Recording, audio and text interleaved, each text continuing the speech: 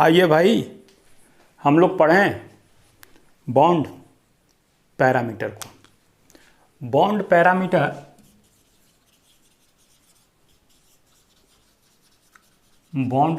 Parameter तो जानते हैं ना।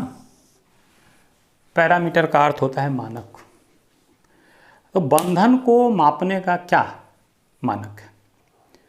तो बंधन को मापने के लिए कुछ पैरामीटर बनाए गए हैं, उनको हम लोग जानेंगे। और पहला पैरामीटर है, उसको हम लोग बॉन्ड लेंथ कहते हैं। बॉन्ड लेंथ कहते हैं। दो बॉन्डेड परमाणु होता है जो आपस में बंधा होता है, उन दो बंधित परमाणुओं के बीच की साम्य दूरी, इसको हम लोग, ये कार्बन है, ये कार्बन है, दोनों के बीच में ये बॉन्ड है। तो इन दोनों के बीच की साम्य दूरी जो है वो बॉन्ड लेंथ कहलाती है।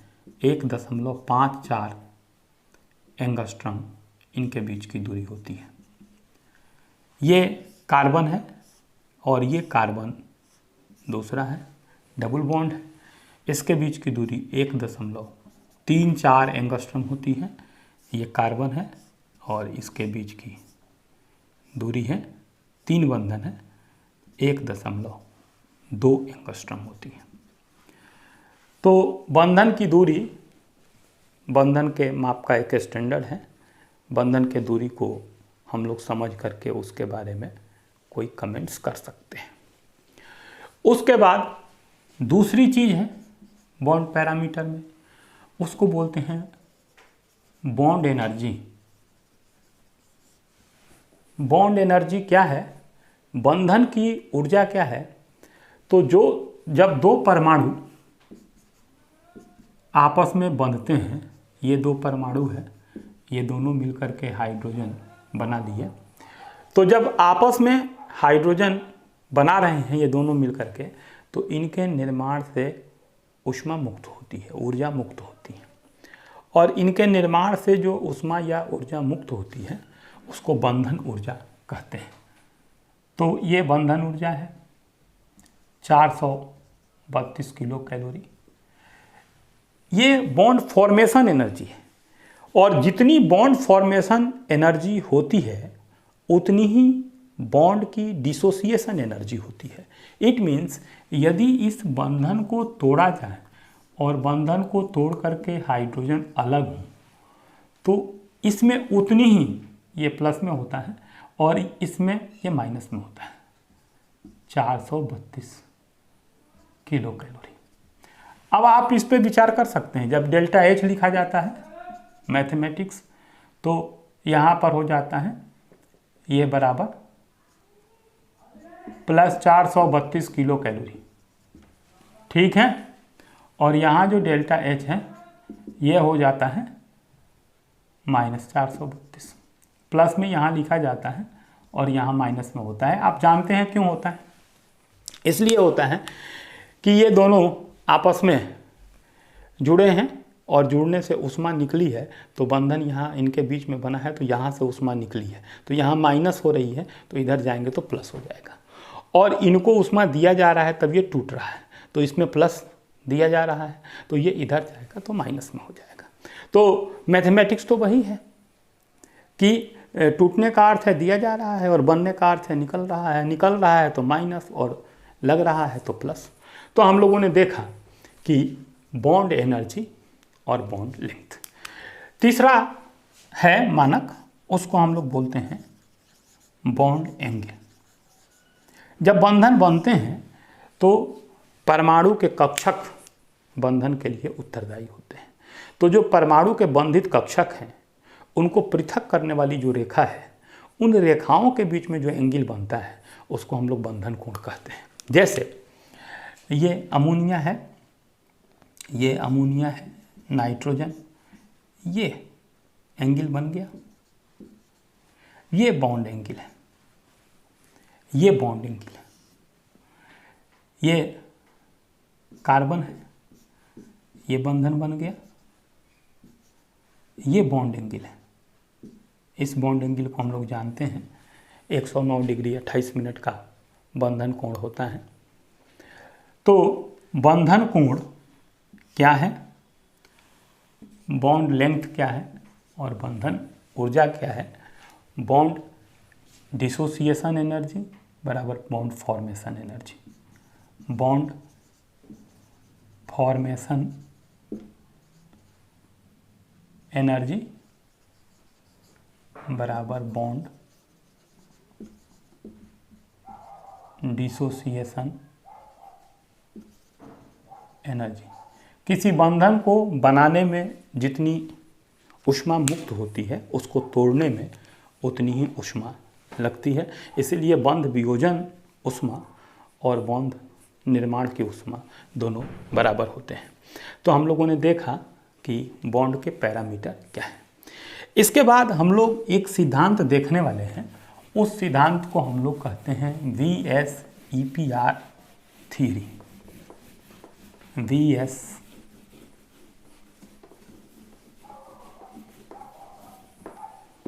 आइए देखें VSEPR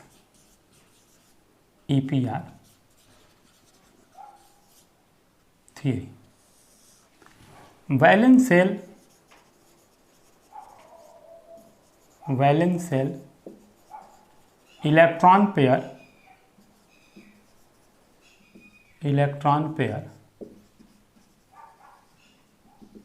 रिपल्सन थ्योरी। इसको हिंदी में कहते हैं वैलेंस संयोजी सेल कोश इलेक्ट्रॉन पेयर युग्म रिपल्सन प्रतिकर्षण थ्योरी सिद्धांत। तो इसका हिंदी में नाम हुआ संयोजी कोश इलेक्ट्रॉन युग्म प्रतिकर्षण सिद्धांत। तो valence shell electron pair repulsion theory Nyholm और गिलेस्पी का सिद्धांत।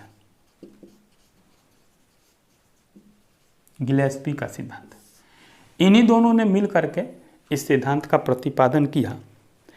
इस सिद्धांत की मुख्य बात थी कि वो अणु स्टेबल होगा जिसमें प्रतिकर्षण कम होगा। तो सिंपल सी बात है कि भाई जहाँ रिपल्सन कम होगा वो उसकी स्टेबिलिटी अधिक होगी, जहाँ रिपल्सन होगा उसकी स्टेबिलिटी क्या होगी। आपका परिवार वो परिवार स्टेबल होगा जिसमें रिपल्सन कम है। जब रिपल्सन दुराव प्रतिकर्षण अधिक है तो स्टेबल होने का सवाल ही पैदा नहीं होता है। तो हम लोग देखेंगे कि वो अणु अधिक स्टेबल होगा जिसमें रिपल्सन कम होंगे। इसको समझाने के लिए 3 बातें इसमें आधारभूत बातें हैं जो कही गई। पहली बात तो ये कही गई कि जब अणु बनता है तो अणु में परमाणुओं के बीच जो इलेक्ट्रॉन पेयर होते हैं वो इलेक्ट्रॉन पेयर उत्तरदायी होते हैं रिपल्सन के लिए। तो एक बात तो ये हो गई। दूसरी बात जैसे कोई अणु बना, ये मेथेन। तो मेथेन अणु बना तो मेथेन अणु के पास ये इलेक्ट्रॉन पेयर है, ये इलेक्ट्रॉन पेयर है। देख रहे हैं ना, ये हाइड्रोजन है। तो ये जो इलेक्ट्रॉन पेयर है, 1 पेयर 2 पेयर 3 पेयर 4 पेयर, यही पेयर इसके स्थायित्व का निर्धारक होगा। दूसरी बात बताई गई कि इसमें एक बॉन्ड पेयर है जो स्थायित्व को निर्धारित करेगा और दूसरा लोन पेयर है।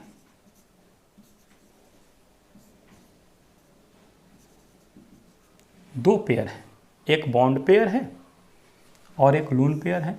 किताब में इन्हीं दो को 2-3 बना दिया गया है, लेकिन हम तीसरा एक और बात बना रहे हैं जिसको आप समझेंगे तो बात बनेगी। वो ये कि जो लोन पेयर है और लोन पेयर इलेक्ट्रॉन है, ये मोर एंड मोर रिपल्सन उत्पन्न करता है।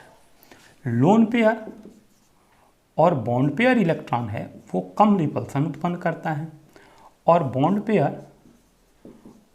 पेयर जो है ये सबसे कम रिपल्सन उत्पन्न करता है। तो रिपल्सन किन बातों पर निर्भर करती है?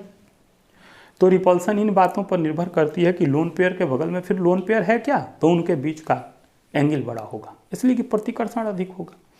लोन पेयर बॉन्ड पेयर का प्रतिकर्षण कम होगा, और यदि दोनों बॉन्ड पेयर हैं तो उनका रिपल्सन सबसे कम होगा। तो हम लोग देख रहे हैं कि इसका अर्थ है कि बॉन्ड पेयर जहाँ होंगे केवल वहाँ रिपल्सन सबसे कम होगा और वो सबसे स्थायी होंगे। अब ऐसे ही इसको समझ सकते हैं, लोन पेयर का अर्थ होता है नालायक। वैलेंस शेल में इलेक्ट्रॉन तो हैं, लेकिन वो ऐसे पेयर हैं जो संयोजी इलेक्ट्रॉन हैं लेकिन संयोजकता में भाग नहीं लेते हैं, उनको लोन पेयर कहते हैं। तो वो संयोजकता में भाग नहीं लेते हैं, रिलैक्स हैं, तो रिपल्सन तो करेंगे ही। और पता चला कि वो दूसरा भी रिलैक्स है, तो दोनों दिन भर आपस में लड़ाई करेंगे, दोनों को कोई काम नहीं है। लेकिन एक लोन पेयर है, दूसरा बॉन्ड पेयर है, एक तो बंधन में भाग लिया है और दूसरा बेकार है, तो बेकार वाला रिपल्सन करना चाहेगा लेकिन बॉन्ड पेयर उसको रोकेगा। इट मीन्स आपके पड़ोस में कोई ऐसा व्यक्ति है जो दिन भर फुर्सत में रहता है, वो आपसे लड़ाई करना चाहता है, लेकिन आप कहते हैं कि सुनो भाई अभी मेरे पास फुर्सत नहीं है, कल आऊँगा तो मैं तुमसे बात करूँगा, आज दफ्तर जाने में देर हो गई। लेकिन जब दोनों बॉन्ड पेयर हों तो दोनों अपने काम में लगे हैं, इट मीन्स उनको फुर्सत नहीं है, तो उनमें रिपल्सन सबसे कम होगा। इसको हम लोग देख सकते हैं। ये मेथेन ऊपर है, इसमें सारे इलेक्ट्रॉन जो हैं वो बॉन्ड पेयर है, तो इनको मिटाया जाए ना, तो ये सारे इलेक्ट्रॉन बॉन्ड पेयर हैं। ये मेथेन है और ये बॉन्ड पेयर है, ये भी बॉन्ड पेयर है, और ये भी बॉन्ड पेयर है, और ये भी बॉन्ड पेयर है। 1 हाइड्रोजन, 2 हाइड्रोजन, 3 हाइड्रोजन, 4 हाइड्रोजन। इसलिए क्या होता है कि जो मेथेन में बंधन कोण होता है वो सब बराबर होता है, 109 डिग्री 28 मिनट का। बात समझ रहे हैं ना, ये सब बराबर होता है। लेकिन ऐसे ही अमोनिया भी है, इसमें भी इलेक्ट्रॉन की संख्या तो उतनी ही है, लेकिन ये इलेक्ट्रॉन जो है ना, इसको हम लोग लोन पेयर कहते हैं, ये लोन पेयर है। और ये सारे इलेक्ट्रॉन बॉन्ड पेयर थे और ये सब बॉन्ड पेयर हैं, शेष बॉन्ड पेयर हैं, ये सब बॉन्ड पेयर थे। यहाँ एक लोन पेयर है, शेष बॉन्ड पेयर है। तो क्या होता है कि लोन पेयर और बॉन्ड पेयर, ये लोन पेयर और ये बॉन्ड पेयर, तो इनके बीच का रिपल्सन अधिक होता है। इसी तरह ये लोन पेयर, ये बॉन्ड पेयर, तो इनके बीच का रिपल्सन अधिक होता है। और ये बॉन्ड पेयर और ये भी बॉन्ड पेयर, तो इनके बीच का रिपल्सन कम होता है। देख रहे हैं ना, तो ये दोनों कोण कम के होते हैं और ये ऊपर वाला एंगल बड़ा होता है। तो इसलिए इसका शेप जो होता है वो टेट्राहेड्रल कहलाता है, टेट्राहेड्रल कहलाता है। और ये भी टेट्राहेड्रल होता तो है, लेकिन इसको डीनेचर्ड टेट्राहेड्रल बोलते हैं, डीनेचर्ड टेट्राहेड्रल। और इसीलिए बंधन का कोण जो है घट जाता है। ऐसे ही अगर ये पानी को देखें आप, तो पानी में तो 2-2 लोन पेयर ऑफ इलेक्ट्रॉन होते हैं, देख रहे हैं, तो इनके बीच का रिपल्सन सबसे अधिक होता है। और ये 2 बॉन्ड पेयर इलेक्ट्रॉन होते हैं, इनके बीच का रिपल्सन कम होता है, देख रहे हैं ना। तो ये लोन पेयर है, ये भी लोन पेयर है, और ये बॉन्ड पेयर है, ये बॉन्ड पेयर है। तो लोन पेयर का रिपल्सन अधिक, बॉन्ड पेयर का रिपल्सन कम, और बॉन्ड पेयर का रिपल्सन सबसे कम। इसीलिए इसकी आकृति जो होती है ना, वी शेप्ड की हो जाती है। यानी ये ऊपर से लोन पेयर वाले दबा देते हैं तो ये ऑक्सीजन है, और इसकी आकृति वी शेप की हो जाती है। और लोन पेयर के कारण ये इतना बड़ा हिस्सा जो है, ये इसमें लोन पेयर इलेक्ट्रॉन 2 है, 1 लोन पेयर और 2 लोन पेयर इलेक्ट्रॉन। तो ये आपस में इनका रिपल्सन होता है, तो ये एंगल बड़ा हो जाता है। उसके बाद ये भी एंगल अपेक्षाकृत बड़ा होता है। और सबसे छोटा एंगल हाइड्रोजन जहाँ जुड़े हैं, बॉन्ड पेयर हैं, वहाँ होता है। तो हम लोग इस VACPR थियरी के आधार पर आकृति जो बनती है उस आकृति की विवेचना कर सकते हैं। बंधन के कोण छोटे बड़े क्यों होते हैं इनको समझा सकते हैं। तो हम लोगों ने आज इस वीडियो में 2 बातें सीख ली।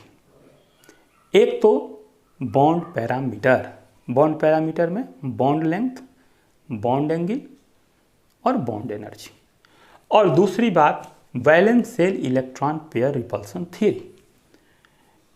Valence shell electron pair repulsion theory में नीलहोम और गिलेस्पी की एक बात हम लोग ध्यान में रखेंगे कि जिस यौगिक में रिपल्सन कम होता है वह यौगिक स्थायी होता है। उसके लिए उत्तरदायी है क्या क्या? तो नंबर 1, परमाणुओं के बीच में जो अणु होते हैं उनके चारों तरफ जो इलेक्ट्रॉन पेयर होते हैं वो, उसमें 2 प्रकार के इलेक्ट्रॉन पेयर होते हैं, एक बॉन्ड पेयर और एक लोन पेयर। और बॉन्ड पेयर और लोन पेयर इलेक्ट्रॉनों के बीच का रिपल्सन जो होता है उसका क्रम है कि लोन पेयर का रिपल्सन सबसे अधिक, लोन पेयर बॉन्ड पेयर का रिपल्सन सबसे कम, और बॉन्ड पेयर का रिपल्सन और भी कम होता है। तो लोन पेयर का रिपल्सन सबसे अधिक, लोन पेयर बॉन्ड पेयर का रिपल्सन उससे कम, और बॉन्ड पेयर का रिपल्सन सबसे कम बॉन्ड पेयर का। तो इसी के साथ आज हम लोग विदा लेंगे। आज का ये जो वीडियो है इसको हम बाइंड अप करना चाहते हैं और हम चाहेंगे कि आप अगले वीडियो में वैलेंस बॉन्ड थियरी के साथ हम आपसे मुलाकात करें। इस वीडियो को लाइक सब्सक्राइब करना नहीं भूलिएगा। थैंक यू, दैट्स ऑल, धन्यवाद।